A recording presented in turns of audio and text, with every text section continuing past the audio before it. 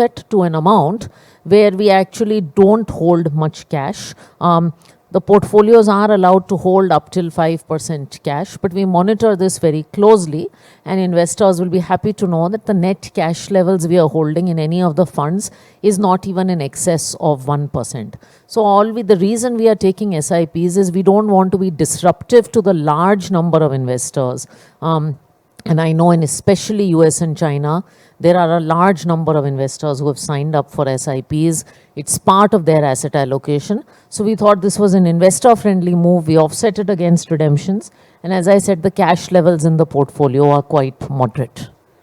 Thanks, Radhika. The next question is for you, Bharat.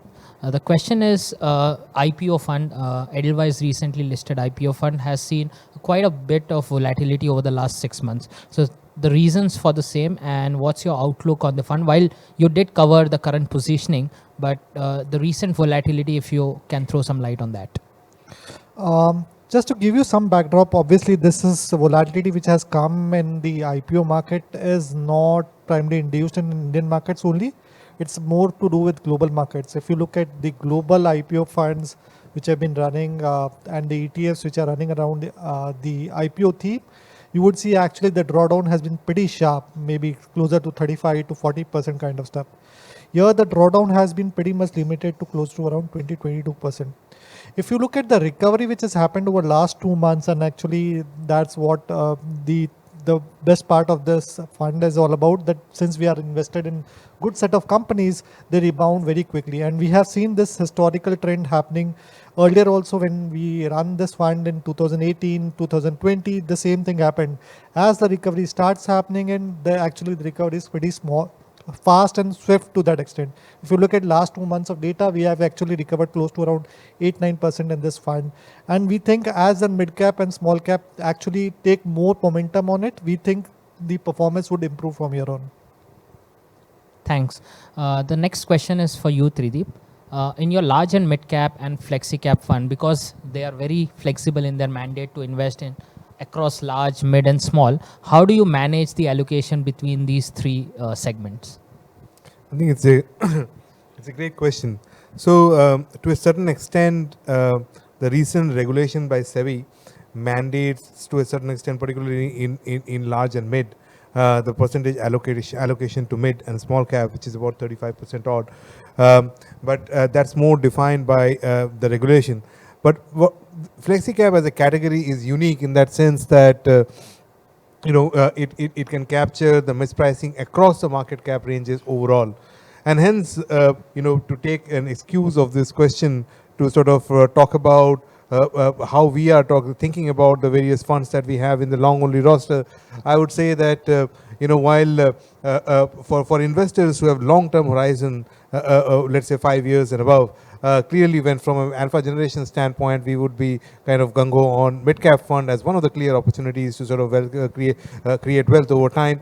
Whereas for investors who are looking for more risk-adjusted kind of returns, who are looking at 1 to 3 year time horizon, whether it is large and mid-cap or flexi-cap, those two are the bucket that one could choose from. And within that bucket, of course, flexi-cap is a more broader has a more broader range roster to choose from, and large and mid would be a slightly constrained version. But nevertheless, the track record of all of these funds over a meaningfully long period of time are in the top 2 quartiles. So, from that perspective, whichever way it is, we have done a reasonable job at it so far. Hope to continue. Absolutely, Trideep. Thanks. Bhavesh, the question is for you now.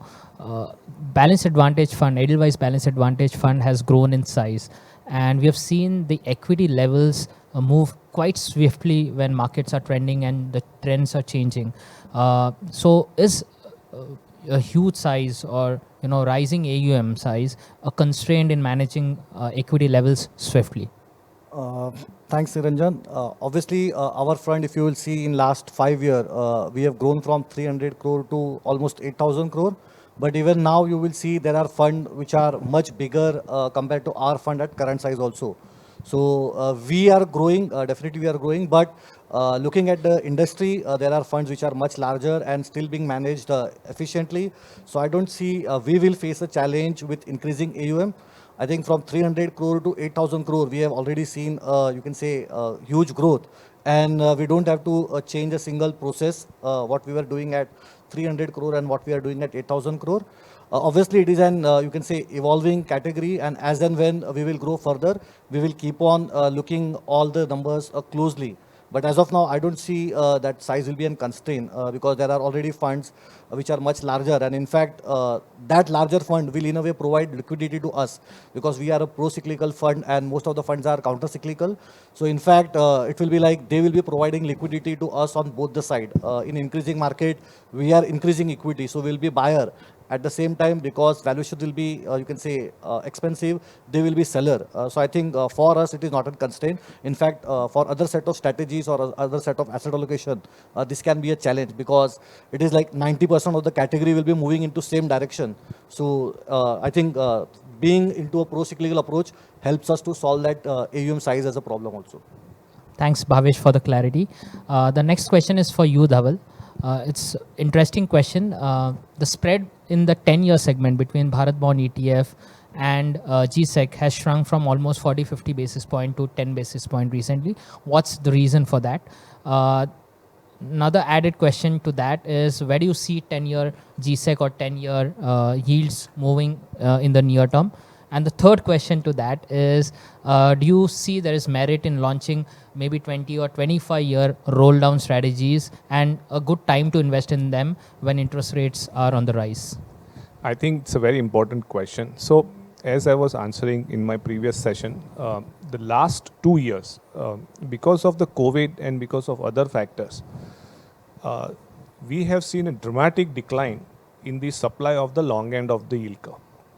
The reason for that was that as the yield curve was very, very steep, most of the borrowers found it more convenient to borrow at the short end rather than at the long end to save that incremental 1.5 percentage point that they would normally pay as a premium for borrowing on the long end.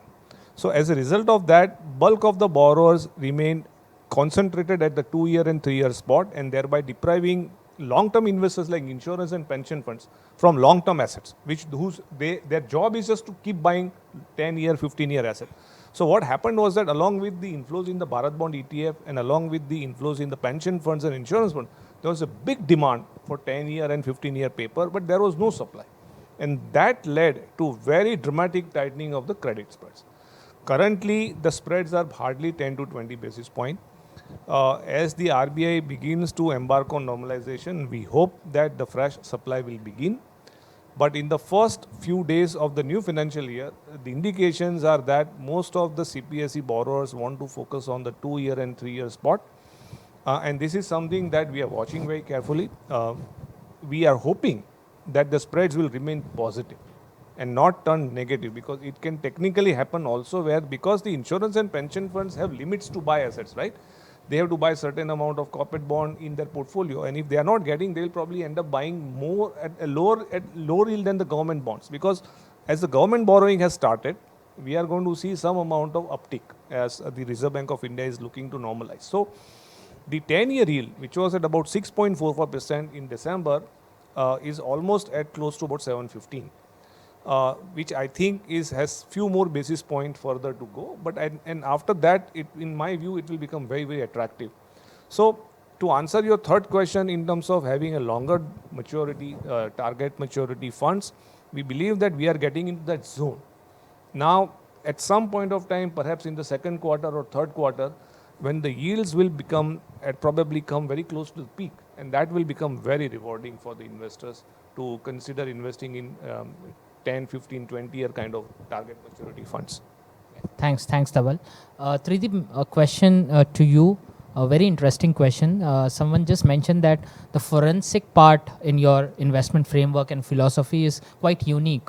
Can you give some example? Of course, we cannot name the stock, which has helped you avoid any pitfalls in the recent.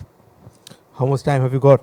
So I think it's been only 7 months that I've been in the system, and we've been sort of, we've articulated this sort of distinct focus onto that. And let me tell you, there are,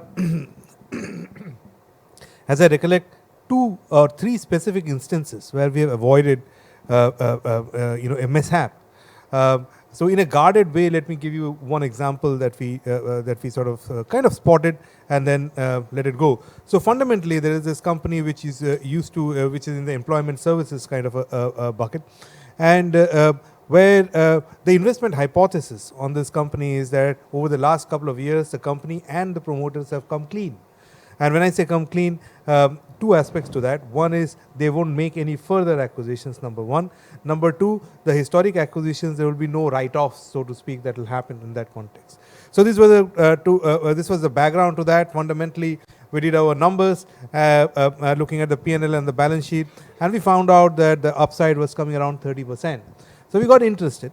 And then we got this forensic analysis done by a service provider who looks at slightly beyond P&L and balance sheets. And 2 or 3 things came about. First of all, over the last 3 years, the auditor fees has gone up something like 20 to 30% per annum.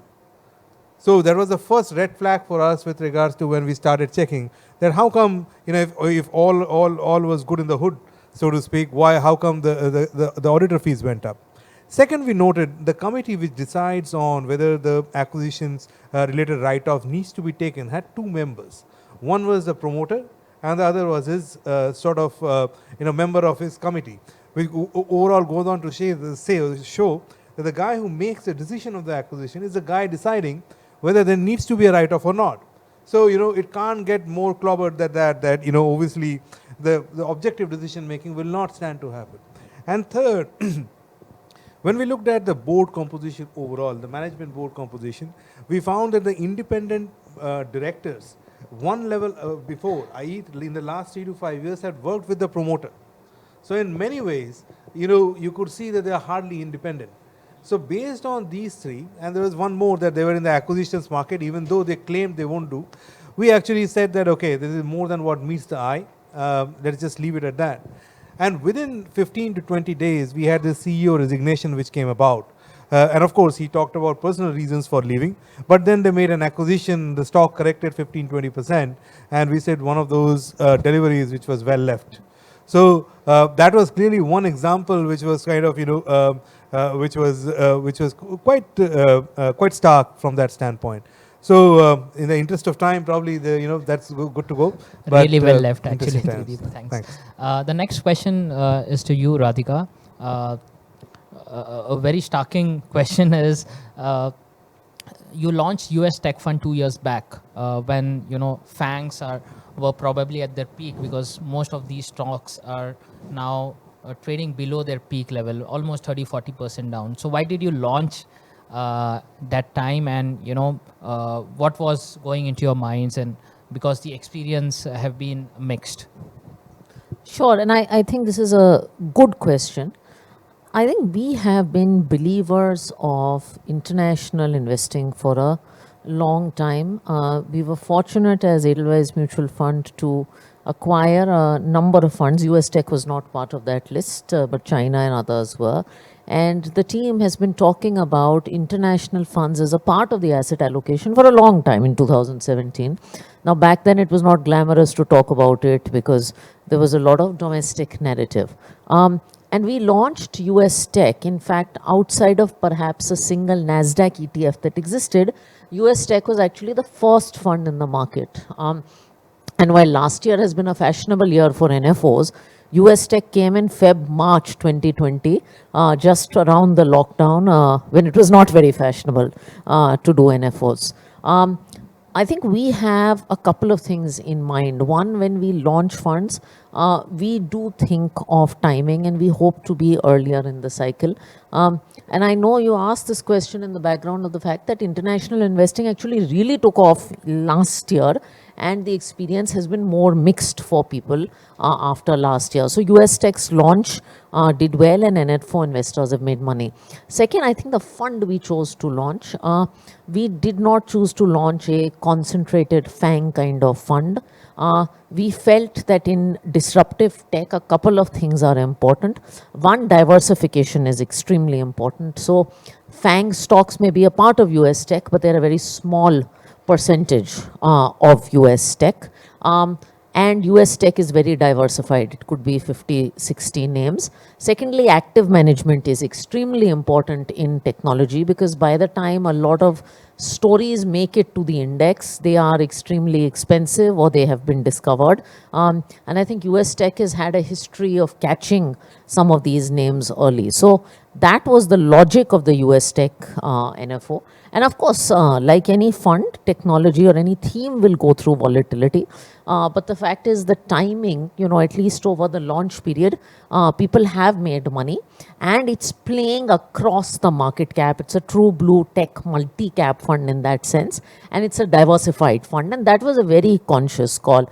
I think when we look at any fund, even in the international space, we want them to be simple, we want them to be diversified, and we want them to be all weather. Thanks, Radhika. Bhavesh, last question for you. Edelweiss Balanced Advantage Fund is a trend-based fund. The underlying model is trend-based. Recently, we have seen markets have been quite volatile. There is no trend which we can see. So how do you manage these kind of market situation and how the return generation takes place in the fund? So, Niranjan, as I said in beginning, 75% of the times markets are trending and less than 25% of the time markets are non-trending.